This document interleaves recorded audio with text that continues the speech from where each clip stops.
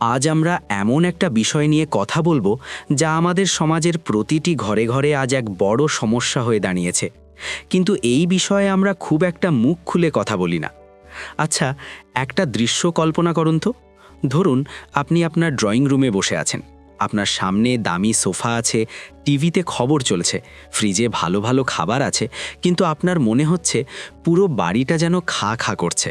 আপনার ছেলে মেয়েরা হয়তো বিদেশে থাকে, কিংবা কাজের প্রয়োজনে দূরে থাকে, অথবা তারা এক শহরেই থাকলেও যার যার কাজে ভীষণ ব্যস্ত। আপনি কথা বলতে চাচ্ছেন, কিন্তু কার সাথে বলবেন? এই যে একটা নিস্তব্ধতা, এই যে একা থাকার কষ্ট, এটা কি আপনার প্রতিদিনের গল্প?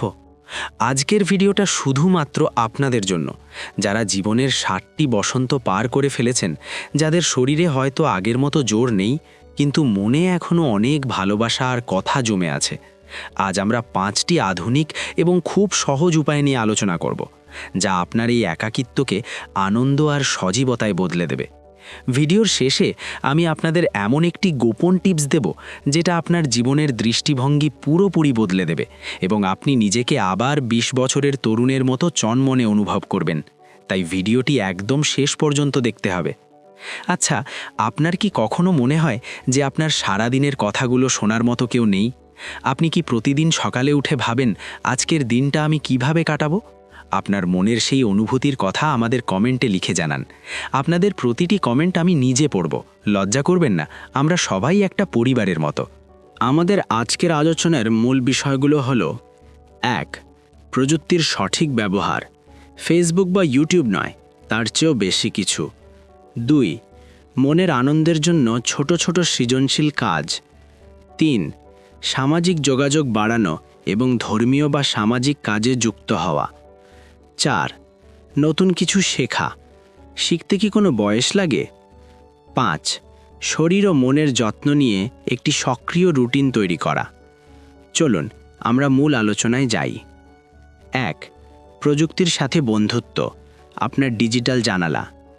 অনেকেই মনে করেন, এই বয়সে আবার স্মার্টফোন বা ইন্টারনেটের কী দরকার, ওসব তো তরুণদের কাজ। না ভাই বা বোন, আপনি একদম ভুল ভাবছেন। প্রযুক্তি এখন আর শুধু তরুণদের জন্য নয়, প্রযুক্তি আপনার জন্য একাকিত্ব দূর করার সবচেয়ে বড় হাতিয়ার হতে পারে। একটা বাস্তব উদাহরণ দেই। আমাদের পরিচিত আবুল কাশেম সাহেব, বয়স 62 বছর। অবসর নেওয়ার পর তিনি খুব একা হয়ে পড়েছিলেন। তার ছেলে থাকে কানাডায়। সপ্তাহে একবার কথা হতো, কিন্তু যখন তিনি শিখলেন কিভাবে ভিডিও কল করতে হয়, কিভাবে ইমো বা হোয়াটসঅ্যাপে ছবি পাঠাতে হয়, তখন তার পৃথিবীটাই বদলে গেল। এখন তিনি প্রতিদিন তার নাতি নাতনিদের সাথে ভিডিও কলে কথা বলেন। তারা কি খাচ্ছে, কি খেলছে, সব তিনি দেখতে পান। তার আর মনেই হয় না যে তিনি একা। আপনি কি করবেন? আপনার হাতে যে স্মার্টফোনটি আছে, সেটিকে শুধু ফোন রিসিভ করার জন্য ব্যবহার করবেন না। আপনার সন্তানদের বা নাতি নাতনিদের বলুন আপনাকে ভিডিও কল করা শিখিয়ে দিতে। যদি তারা সময় না পায়, চিন্তা নেই, আপনি ইউটিউবে সার্চ দিন কিভাবে হোয়াটসঅ্যাপ ব্যবহার করতে হয়। দেখবেন কত সহজ ভিডিও আছে। ফেসবুকে আপনি আপনার সমবয়সীদের সাথে গ্রুপে যুক্ত হতে পারেন। আপনি হয়তো বাগান করতে ভালোবাসেন। ফেসবুকে এমন হাজারো গ্রুপ আছে যেখানে শুধু গাছ নিয়ে আলোচনা হয়।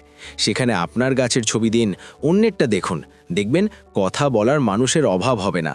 তবে মনে রাখবেন, প্রযুক্তিকে আমরা ভালো কাজে ব্যবহার করব, আসক্তির জন্য নয়। প্রযুক্তির কথা বলছিলাম, তাই না? অনেকে মনে করেন ইন্টারনেট মানেই খারাপ কিছু, কিন্তু আপনি কি জানেন, ইন্টারনেটে এখন অনেক ধর্মীয় আলোচনা, কোরআন তিলাওয়াত বা পুরনো দিনের সেই কালজয়ী গানগুলো পাওয়া যায়, যা আপনার মনকে শান্ত করতে পারে। যখনই একা লাগবে, ইউটিউবে আপনার পছন্দের কোনো ওয়াজ বা গান ছেড়ে দিন, দেখবেন ঘরটা আর খালি মনে হচ্ছে না। একটা কথা মনে রাখবেন, পৃথিবীটা এখন আপনার হাতের মুঠোয়, শুধু জানালাটা খোলার অপেক্ষা। এখন আপনাদের মনে একটা প্রশ্ন আসতে পারে, আমি তো অত কিছু বুঝি না, ভুলবশত কোথাও টিপ লেগে টাকা কেটে যাবে না তো? এটা খুব স্বাভাবিক ভয়। এর সমাধান হলো আপনার ঘরের ছোটদের সাহায্য নেওয়া। আপনার নাতি বা নাতনিকে দেখে বলুন, দাদু ভাই, আমাকে একটু দেখাও তো এই ফোনে কিভাবে খবর পড়া যায়। দেখবেন ওরা কত খুশি হয় আপনাকে শেখাবে। এতে করে ওদের সাথেও আপনার একটা সুন্দর সময় কাটবে। 2. মনের আনন্দের জন্য ছোট ছোট সৃজনশীল কাজ। শখ যখন সাথে। এবার আসি দ্বিতীয় উপায়, একাকিত্ব দূর করার সবচেয়ে কার্যকর উপায় হলো নিজেকে কোনো কাজে ব্যস্ত রাখা। কিন্তু কাজ মানেই কি হাড় ভাঙা খাটুনি? একদম নয়। কাজ মানে হলো আপনার শখের কাজ। বিজ্ঞান কি বলে জানেন? চিকিৎসা বিজ্ঞান বলছে মানুষ যখন তার পছন্দের কোনো কাজ করে তখন মস্তিষ্কে ডোপামিন নামের এক ধরনের রাসায়নিক পদার্থ নিঃসৃত হয়। এটা আমাদের মনকে আনন্দ দেয় এবং দুশ্চিন্তা কমায়।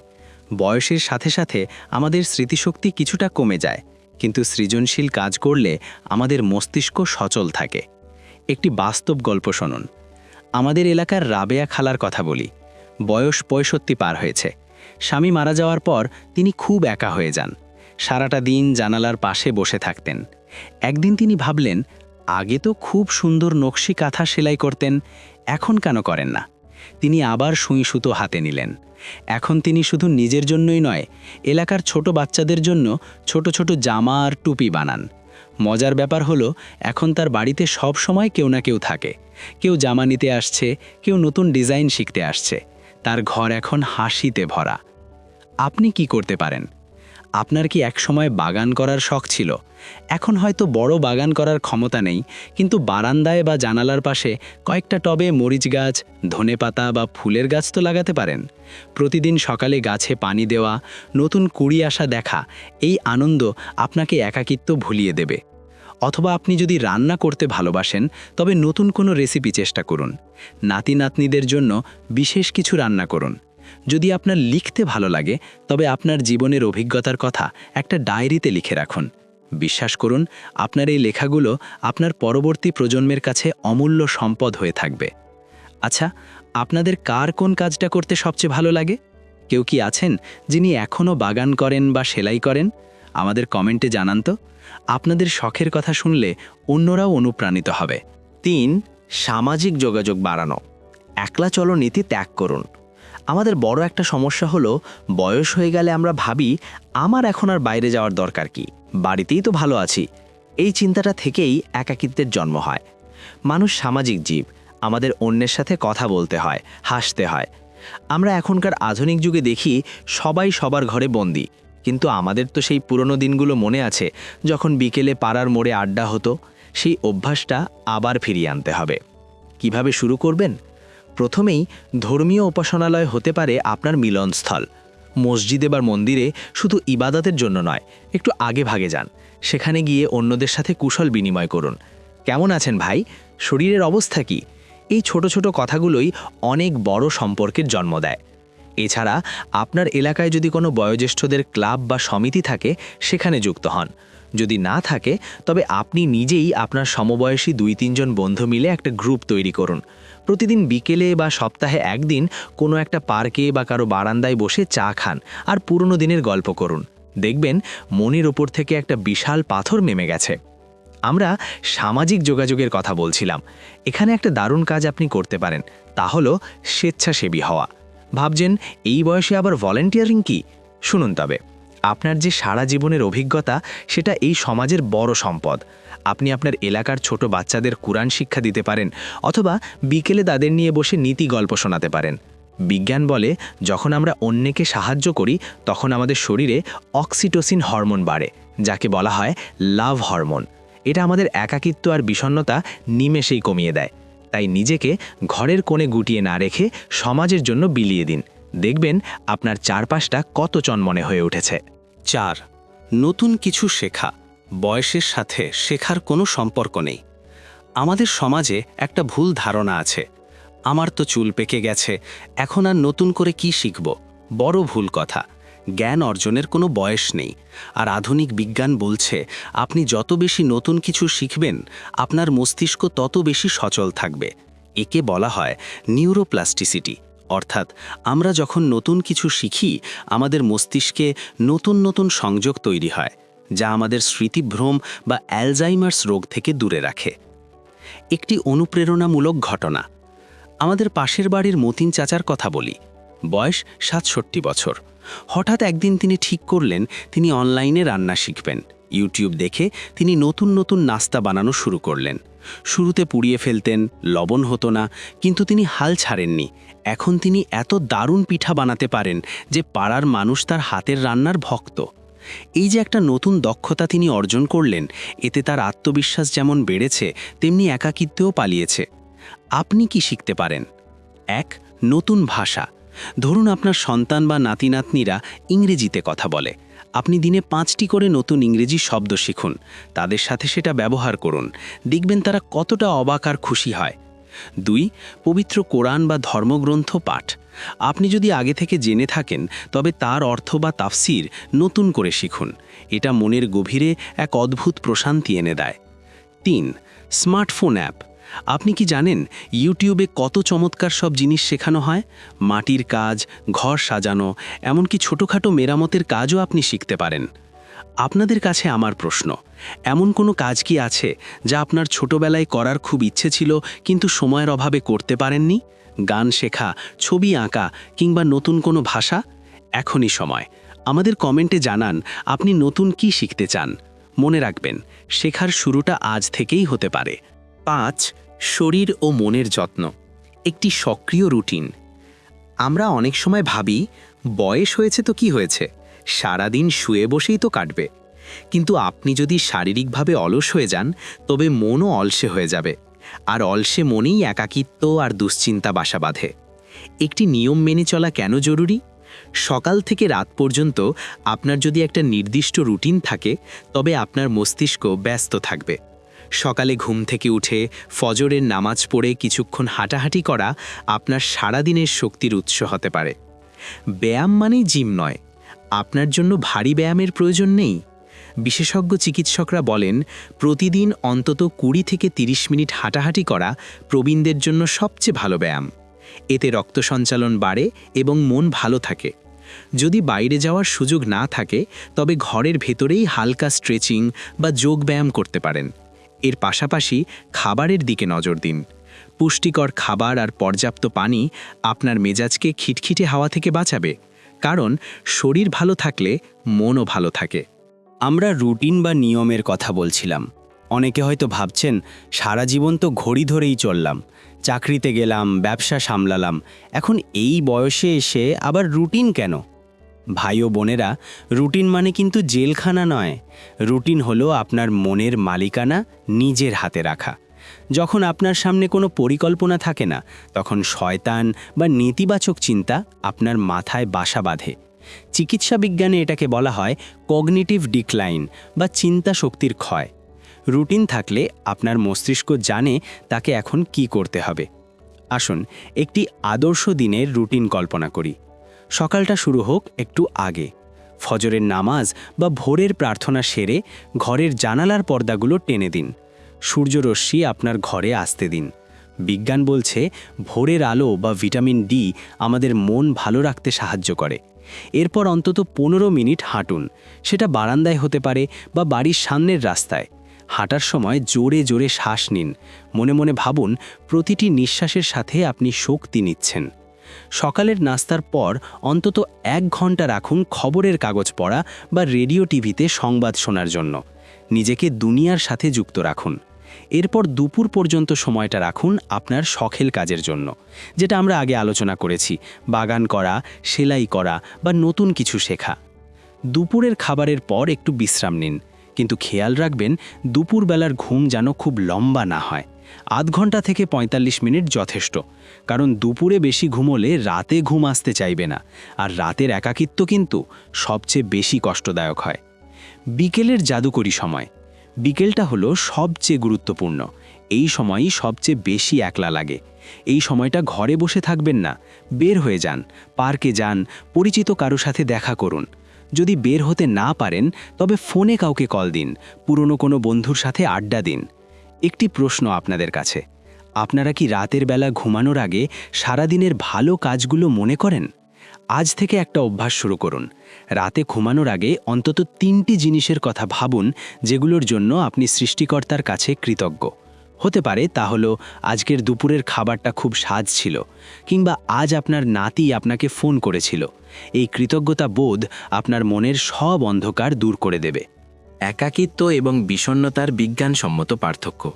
এখানে একটা ছোট্ট কিন্তু খুব জরুরি কথা বলে রাখি। অনেকেই একাকিত্ব আর বিষণ্ণতাকে এক করে ফেলেন। একাকিত্ব হলো যখন আপনি মানুষের অভাব বোধ করছেন, আর বিষণ্ণতা বা ডিপ্রেশন হলো এক ধরনের মানসিক রোগ। যদি আপনি দেখেন যে আপনার কোনো কিছুতেই ভালো লাগছে না, ঘুম হচ্ছে না, খাওয়া দাওয়া ছেড়ে দিয়েছেন এবং সব সময় কান্নাকাটি করতে ইচ্ছে করছে, তবে লজ্জা না করে একজন ডাক্তারের পরামর্শ নিন। মনে রাখবেন, যেমন জ্বর বা সর্দি হলে আমরা ঔষধ খাই, মনের রোগের জন্যেও ঔষধ বা কাউন্সেলিংয়ের প্রয়োজন হতে পারে। এতে লজ্জার কিছু নেই। এখন আমরা ভিডিওর সবচেয়ে আকর্ষণীয় অংশে চলে এসেছি। আমি ভিডিওর শুরুতে বলেছিলাম আপনাদের এমন একটি গোপন টিপস দেব যা আপনার জীবনের দৃষ্টিভঙ্গি বদলে দেবে। এটি এমন একটি বিষয় যা আধুনিক মনোবিজ্ঞানীরা প্রবীণদের সুখী হওয়ার জন্য সবচেয়ে বড় মন্ত্র বলে মনে করেন। এই টিপসটি আপনার ভেতরের সেই ২০ বছরের টকবগে তরুণকে আবার জাগিয়ে তুলবে। আপনারা কি প্রস্তুত সেই টিপসটি জানতে? সেই গোপন কথাটি বলার আগে আপনাদের কাছে একটি অনুরোধ। আমাদের এই আলোচনা যদি আপনার বিন্দুমাত্র কাজে লেগে থাকে, তবে ভিডিওটি আপনার সেই বন্ধুদের বা পরিচিতদের সাথে শেয়ার করুন যারা একা থাকেন। আপনার একটি শেয়ার হয়তো কারো জীবনের অন্ধকার দূর করে দিতে পারে। এতক্ষণ আমরা অনেকগুলো উপায় নিয়ে কথা বললাম।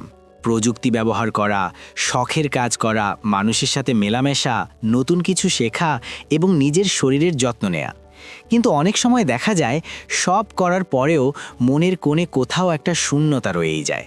মনে হয়, আমি কি কারোর জন্য প্রয়োজনীয়, বা আমার জীবনের আর কি মূল্য আছে? এখন যে গোপন টিপসটি আমি দেব, সেটি আপনার মনের এই গভীর শূন্যতাকে দূর করে দেবে। টিপসটি হলো অন্যের জীবনের মোমবাতি হওয়া বা মেন্টরশিপ। সহজভাবে বুঝিয়ে বলি, আপনার জীবনের ৬০-৭০ বছরের যে অভিজ্ঞতা, সেটা কোনো বইয়ে পাওয়া যাবে না। আপনি জীবনে অনেক ঠকেছেন, অনেক জিতেছেন, অনেক উত্থান পতন দেখেছেন। এই যে আপনার জ্ঞান, এটা এখনকার তরুণ প্রজন্মের খুব দরকার। আপনার গোপন টিপসটি হলো আপনার এই জ্ঞান অন্যের মাঝে বিলিয়ে দিন। কিভাবে করবেন? আপনার এলাকায় এমন কোনো তরুণ আছে কি যে নতুন ব্যবসা শুরু করতে চায়? তাকে ডেকে ১ কাপ চা খাওয়ান আর আপনার জীবনের অভিজ্ঞতার কথা বলুন। আপনার নাতি নাতনি বা পাড়ার বাচ্চাদের জীবনের নীতি কথা বা সততার গল্প শোনান। বিজ্ঞান বলে, যখন মানুষ অনুভব করে যে তার জ্ঞান বা অভিজ্ঞতা অন্য কারো উপকারে আসছে, তখন তার মনে সেন্স অফ পারপাস বা বেঁচে থাকার সার্থকতা তৈরি হয়। এটি মানুষের আয়ু বাড়াতে এবং মানসিক প্রশান্তি দিতে ওষুধের চেয়েও বেশি কাজ করে। জাপানিরা একে বলে ইকিগাই, অর্থাৎ সকালে ঘুম থেকে ওঠার একটি শক্ত কারণ। আপনার কারণটি হোক অন্যকে সাহায্য করা। নিজের সাথে নিজের কথা বলা। আরেকটা ছোট্ট জিনিস, প্রতিদিন আয়নার সামনে দাঁড়িয়ে নিজের চোখের দিকে তাকিয়ে একবার অন্তত হাসুন। নিজেকে বলুন, আমি এখনও ফুলিয়ে যাইনি, আমার অনেক কিছু দেয়ার আছে। নিজেকে ভালোবাসতে শিখলে একাকিত্ব আর আপনাকে ছুঁতে পারবে না, কারণ আপনি তখন নিজেই নিজের সবচেয়ে প্রিয় বন্ধু হয়ে উঠবেন। প্রিয় দর্শক ভাই ও বোনেরা, জীবনটা আল্লাহর দেয়া এক নেয়ামত। ৬০ বছর বয়স মানে জীবনের শেষ নয়, বরং এটি হলো জীবনের দ্বিতীয় ইনিংস। মাঠের খেলোয়াড় যেমন শেষ ওভারে বেশি ছক্কা মারার চেষ্টা করে, আপনার এই সময়টাও হোক তেমনি আনন্দ আর অর্জনের। আমরা আজ ৫টি উপায়ের কথা বলেছি। ১. স্মার্টফোন ব্যবহার করে প্রিয়জনদের সাথে যুক্ত থাকা। ২. পছন্দের শখের কাজে নিজেকে ব্যস্ত রাখা। ৩. মানুষের সাথে মেলামেশা বাড়ানো ও ধর্মীয় কাজে যুক্ত হওয়া। ৪. বয়সকে তুড়ি মেরে নতুন কিছু শেখা। ৫. প্রতিদিনের একটি সক্রিয় রুটিন মেনে চলা। এবং পরিশেষে অন্যকে সাহায্য করে নিজের জীবনের সার্থকতা খুঁজে পাওয়া। আপনাদের কাছে আমার শেষ প্রশ্ন, আজকের এই ৫টি উপায়ের মধ্যে কোনটি আপনার সবচেয়ে বেশি ভালো লেগেছে এবং আগামীকাল থেকেই আপনি কোন কাজটি শুরু করতে যাচ্ছেন? অবশ্যই কমেন্ট করে জানাবেন। আপনাদের একটি কমেন্ট আমাকে পরবর্তী ভিডিও বানাতে অনেক উৎসাহ দেয়। ভিডিওটি যদি আপনার ভালো লাগে তবে লাইক দিন আর আপনার সেই সব বন্ধুদের সাথে শেয়ার করুন যারা একা বোধ করছেন। মনে রাখবেন, আমরা কেউ একা নই, আমরা সবাই সবার সাথে আছি। ভালো থাকবেন, সুস্থ থাকবেন, শরীর আর মনের যত্ন নেবেন। আজ এই পর্যন্তই। আল্লাহ হাফেজ।